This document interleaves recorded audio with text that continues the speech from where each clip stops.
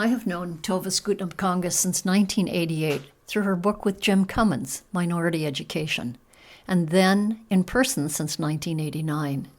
As many of you know, to meet Tove is to become nearly an instant and beloved friend. There have been so many deep and profound eulogies to this extraordinary woman, and we all know her work is timeless and essential.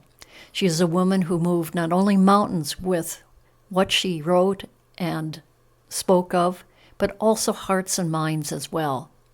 So honestly, I cannot add anything to what has already been and will be said and known about our dearest friend, Tove. I miss her terribly. But what I can offer you is a short extract from an extraordinary conversation I filmed with her in 2014 at her summer home. For me, coming from a different world experience in linguistic human rights and social justice, the video was only a partial glimpse into the depth of her knowledge, wisdom, and care. And it explored everything from her childhood and the war to the experiences, family, friends, and colleagues who influenced her. I ended the video by asking her what her definition of a perfect day was. So, my offering in commemoration of Tove is her beautiful response. Thank you for all your important work, and thank you, Tove. What is a perfect day for you? When I remember in the morning to use the first 5 minutes thinking of all the absolutely wonderful things that I have, the privileged situation that I am in, and to see how the things that are not perfect are partially very, very small, and partially they are there to teach me something. When I have time to do my physical exercises properly, then I get a really wonderful warm hug from my husband, which obviously is most mornings. When